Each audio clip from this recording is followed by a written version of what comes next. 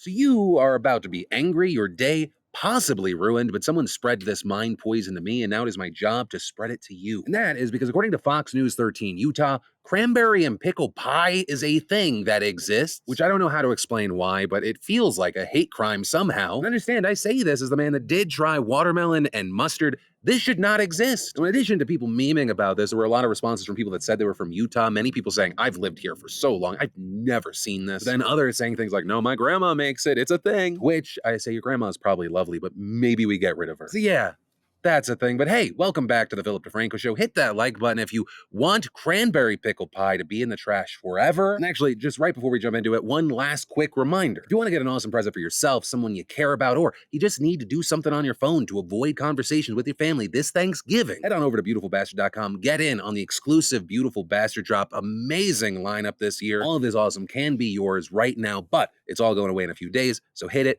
Get it now. But with that said, let's just jump into it. The first thing we're going to talk about today in entertainment news, we should talk about the Grammys making headlines, of course, for both nominations and the controversies. With the lighter things covering things like Jay-Z now becoming the most nominated artist in the show's history, receiving 3 nominations yesterday, bringing his grand total to 83, breaking the previous tie that he held with Quincy Jones at 80. Tony Bennett becoming the oldest person to be nominated in one of the primary general field categories at the Grammys. Jon Batiste getting the most nominations this year with 11. Olivia Rodrigo getting 7 nominations, also making her the second youngest person to ever be nominated in all big 4 categories, right? Song, record, album, and new artist. But then on the more controversial, backlash, big social conversation, we had stories like Marilyn Manson and Louis C.K., with people noting and angry about them getting nominations this year, despite the fact that they had previously been accused of some sort of sexual misconduct or assault. Manson nominated for his appearance on Kanye West's Donda, Louis C.K. for Best Comedy Album. Tons of people wondering why people with these kinds of accusations are getting honored at such a prestigious level. And actually, you had the CEO of the Recording Academy, Harvey Mason Jr., addressing the controversy. When the Rap asked him specifically about Manson's nomination, he said, "We won't restrict the people who can submit their material for consideration. We won't look back at people's history. We won't look at their criminal record. We won't look at anything other than the legality within our rules of,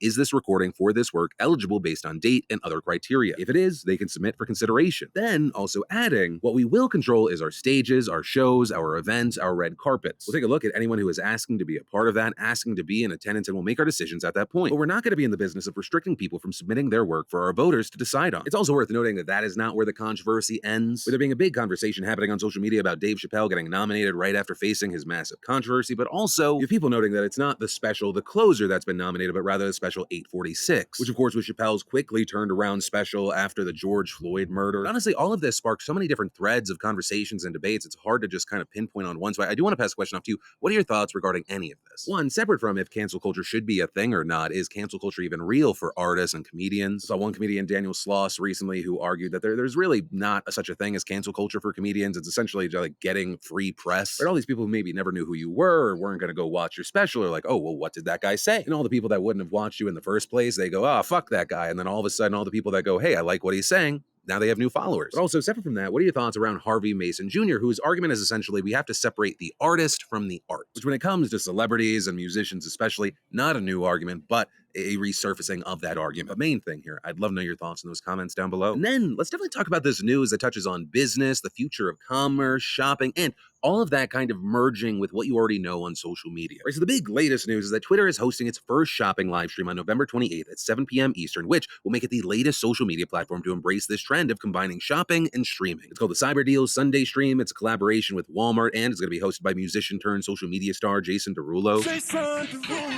Described as a 30-minute variety show that will feature electronics, home goods, apparel, seasonal decor, surprise special guests, and much more. With all that, participants will be able to shop for Walmart items through Twitter and other platforms, including Walmart's own website, the retailer's Facebook, Instagram, TikTok, and YouTube account. And like I've mentioned before, this QVC-style shopping experience with influencers and integrated shopping links is something that we've seen other platforms trying out as well. I mean, Walmart specifically testing live shopping formats for about a year on its website and other platforms, including TikTok. Earlier this month, we saw Meta's Facebook announce a test of a live shopping for creators feature, Pinterest debuting a live shopping series called Pinterest TV, and how even YouTube expanded its live stream shopping feature with a week-long shopping event that just wrapped up called YouTube Holiday Stream and Shop, which had its own impressive creator lineup that included Gordon Ramsay, Jackie Aina, Mr. Beast, Patrick Starr, and others. But a big thing I want to hit on, if I was a betting man, and I am, I believe that this is part of the future. You have places like Bloomberg reporting that Gen Z consumers are increasingly shifting away from traditional e-commerce retailers towards making purchases via social media. And really, if you want to see the future of what is going to happen here in some aspects, you just look to China. This format has existed there for a while while now, but the numbers coming out most recently are insane. You have people like Austin Lee Jiaqi, a top live stream salesman who rose to fame by selling lipstick. He set a record in October by selling nearly, I'm not saying this with an M, I'm saying it with a B, selling nearly $2 billion worth of goods during a 12.5-hour stream that was part of a shopping event for the e-commerce giant Alibaba. And in a 14.5-hour stream for the same event that same day, we saw another top live streamer known as Weya sell about $1.3 billion worth of goods. Money moves mountains, and here in the West, through these tests, even if we see a fraction of that success, there's just going to be more and more money thrown into this industry. Hell, by this time next year, it wouldn't be surprising if instead of me just saying, hey, go to beautifulbastard.com, look at these still images, we turn it into some 1 to 3 hour live stream game show, walk the runway sort of thing. But yeah, ultimately time will tell if this is a good or bad take from me, but in the meantime, I'd love to know your thoughts on it. Also, while we're talking about the future of entertainment, I mentioned his name a second ago, Mr. Beast. Today is essentially going to be Mr. Beast Day. If today's show is on time, Mr. Beast is going to be dropping his $3.5 million Squid Game video at around the same time, sharing some photos of the unthinkable insanity on social media this morning, and just wow. This feels like the YouTube creator equivalent of dropping a movie on Thanksgiving weekend. I think one, this event is highlighting where online entertainment with homegrown talent can and will continue to go. And two, more specifically around Mr. Beast, I think it is the further confirmation. Alexis Ohanian tweeted this earlier. It's fascinating to me that this is one of the most powerful brands and communities in the world right now, and most people have no idea. Institutions are already toppled and don't even realize it. But from that, I want to take a quick second to thank the fantastic sponsor of today's show, Vessi. Honestly, it's hard to find lightweight shoes that actually keep your feet warm and dry through rain, snow, mud, and Vessi did it again with their brand new sneaker, the Everyday Move, and I love them. If you didn't already know, Vessi makes 100% waterproof and snowproof sneakers that are incredibly comfortable, breathable, and actually pretty stylish, which is why they're good for running errands, hitting the gym, going to the park with the kids, or even muddy hikes. And the new Everyday sneaker still has their Dymatex material and a dual climate knit, keeping you cool in the summer and warm in the winter. It's for the explorer looking to take activities up a notch, or just for the sportier look. The Everyday Move has a silhouette inspired by the natural movement of water designed to get you moving. So if you want the feeling of walking on cloud, just go to Vessi.com/DeFranco right now, and be sure to use code DeFranco to get some of their best deals and to check out all of their amazing offers. Definitely grab some now while they still have your size, and you'll be thanking me later. Also, in other news, kind of going back to China and influencer news, some really weird news. You know, being famous is often considered to have a lot of perks, but if you are a Chinese celebrity, things just got a lot harder. And that's because the CAC, the Cyberspace Administration of China, just released a new set of rules to regulate celebrities, their fandoms, and advertisements revolving around them. With the CAC claiming that celebrities and their fans create chaos and promote extravagant pleasure, saying that many celebrities embodied abnormal aesthetics and have eroded mainstream values. The new rules, including things like a ban on nearly every fan-run page, only fan pages run by professional celebrity agents will be allowed. On top of that, the number of times celebrities or their works or products can appear on web pages will be limited, with the CAC also ordering authorities to conduct real-time monitoring on celeb accounts, although analysts think that watching everyone and every account will be difficult even in China. Although just the idea that they're being watched could cause a chilling effect on the industry and force people into line. Additionally, local authorities are to create watch lists of celebrities they think are promoting undesirable values, which in the past Beijing has made clear that means things like effeminate men or promoting non-socialist values. And understand, all of these crackdowns have been an organized effort by President Xi to, quote, reform China's social values. And to that end, it's likely not a coincidence that right around the time these rules came out, dozens of Chinese internet personalities and 3 traditional celebs were hit by another ban wave by the China Association of Performing Arts, with them accused of bad behavior, creating a negative social impact, or violating laws. The ban largely blacklisting them from television and film, and even forbidding them from engaging in platforms like Douyin, which is China's TikTok. And from a strategic standpoint, for the fuckheads in the Communist Party, this all just makes sense. A large part of culture is impacted and moved by celebrity, is impacted by pop culture. By controlling that is another way to control the population. Which is why, even though I know my words will not end up in China, I always use my freedom in these stories to say,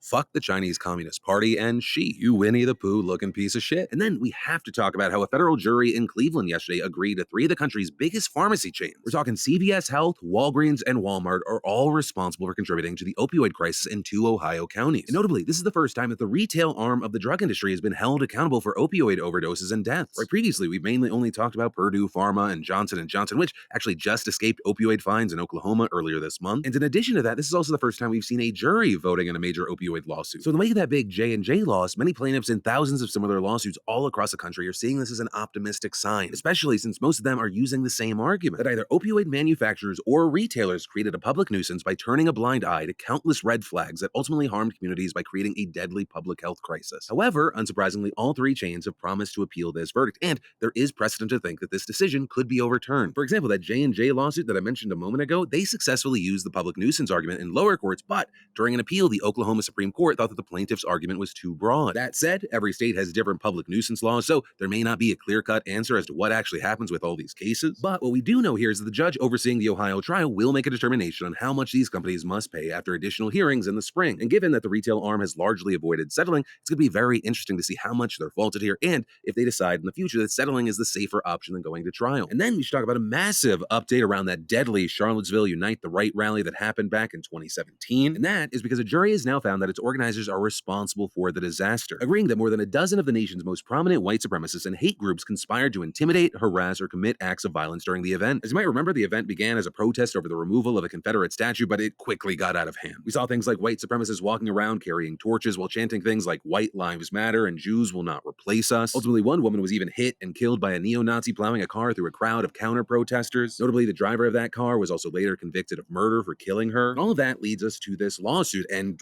wow, it was something. According to the Washington Post, the scene in the courtroom often veered into the bizarre. Reportedly, you had some defendants representing themselves, meaning they got to directly question and bully their victims. On top of that, we saw defendants dropping the N-word, expressing admiration for Hitler and peddling racist pseudoscience. During one moment, one of the defendants even asked his co-defendant to tell his favorite Holocaust joke. And reportedly, it wasn't just the defendants. Their lawyers even pulled similar moves, with one repeatedly using a Jewish slur around one of the attorneys who is Jewish and wears a Star of David necklace, with the Post noting that it appeared to be in hopes of desensitizing the jury, though, as I mentioned earlier, that ultimately failed. In the end, jurors agreed that the event's organizers have to fork over more than $25 million in damages for injuries to counter-protesters, including 4 people who were injured by that car, with about $12 million of those damages directly against the driver of that car. However, the jury was unable to come to a decision regarding the 2 federal conspiracy charges. Still, though, you had an attorney for the victims calling yesterday's outcome a resounding verdict, and adding in a statement that the verdict sends a loud and clear message that facts matter, the law matters, and that the laws of this country will not tolerate the use of violence to deprive racial and religious minorities of the basic right we all share to live as free and equal citizens. But the situation is not completely over, with another lawyer for the plaintiffs saying they intend to refile those 2 conspiracy lawsuits and adding, "We intend to get a verdict on those counts." Then, in absolutely massive news that broke while I was recording today's show,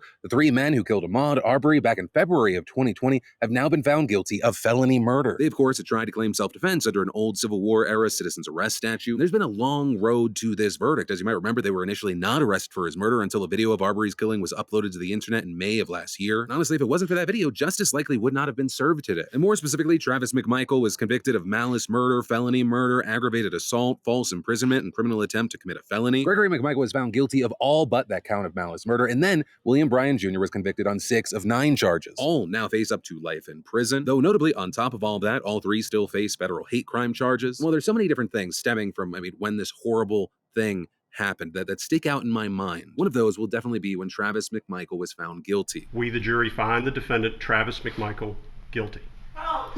That woo, I imagine, just had to be the nail in his emotional coffin. You and 2 others are the reason that there is a man no longer on this planet. And the moment that justice was served, someone said, "Woo!" That's how the majority of people feel about you forever going away, Travis. But that said, we still do have to wait for the sentencing, and until then, I'll pass the question off to you. What are your thoughts here? Ultimately, that is where that story and today's show ends. Of course, whether it be that last story, the first one, anything in between, I'd love to know your thoughts in those comments down below. Also, remember, if you're looking for an excuse to avoid conversation, look at your phone, go to beautifulbastard.com, get in on the Christmas drop, because unlike my show, none of those things are coming back next week. But hey, with all that said, of course, as always, my name's Philip DeFranco. You've just been filled in. I love yo faces. I'll see you soon, and happy Thanksgiving.